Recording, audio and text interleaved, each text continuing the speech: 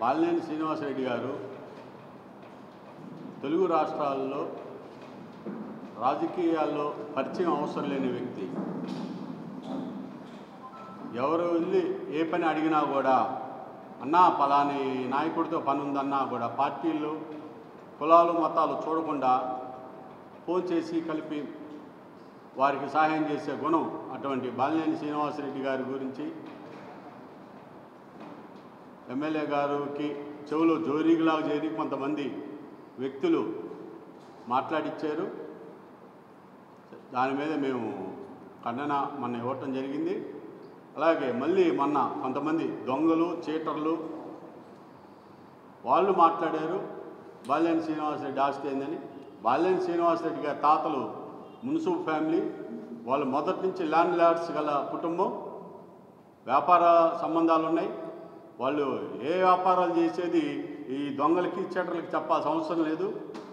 అలాగే జనార్దన్ గారు బాలినేని శ్రీనివాసరెడ్డి గారి గురించి మీరు వాళ్ళెవరో వీళ్ళెవరో చెప్పిన మాటలు వినకుండా మీరు ప్రశాంతంగా ఉన్నారు. ఈ మధ్యకాలంలో ఎవరైనా మీ అనుయంగులు ఫోన్ మాట్లాడుతున్నా కూడా ఈ మధ్య వారిచ్చారు. ఎందుకనో ఆ రోజు మినీ మహానాడులో టెంప్ట్ అయ్యారు.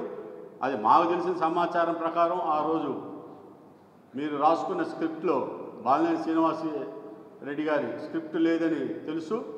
తర్వాత మీకెవరో స్క్రిప్ట్ దారిలో కారులో మిమ్మల్ని మాట్లాడమని ప్రెజర్ చేసినట్టు మాకు తెలిసిన సమాచారం. దయచేసి మీరు బాలినేని శ్రీనివాసరెడ్డి కూటమిలోకి జనసేనలోకి వచ్చారు కాబట్టి మీ ఇద్దరు కలిసి పనిచేసి ప్రకాశం జిల్లాలో జనసేన పార్టీ కాదు కూటమి పార్టీల్లో ఉన్నటువంటి జనసేన, బీజేపీ, టీడీపీ ఈ మూడు పార్టీలో కూటమిగా ఆవిర్భవించింది కాబట్టి కూటమి బలోపేతానికి మీ ఇద్దరు కృషి చేయాలనేది మా కోరిక. అలాగే బాలినేని రేపు రాబో 29 ఎన్నికల్లో బాలినేని శ్రీనివాసరెడ్డి గారు ఒక నియోజకవర్గంలో పోటీ చేస్తారు, మీరు పోటీ చేస్తారు. ఇద్దరు ఒకరు సహకరించుకోవాలి. వారి అభిమానులు మీకు ఓట్లు వేయాలి, మీ అభిమానులు కూడా వారికి ఓట్లు వేయాలి. భవిష్యత్తులో ఇద్దరు కూడా గెలిచి, ఇద్దరు సామాజిక వర్గాలు వేరు కాబట్టి ఇద్దరు కూడా భవిష్యత్తులో 29లో మంత్రులుగా ప్రమాణ స్వీకారం చేసి ఈ జిల్లా అభివృద్ధికి తోడ్పడాలని మేమైతే మనస్ఫూర్తిగా కోరుకుంటున్నాము.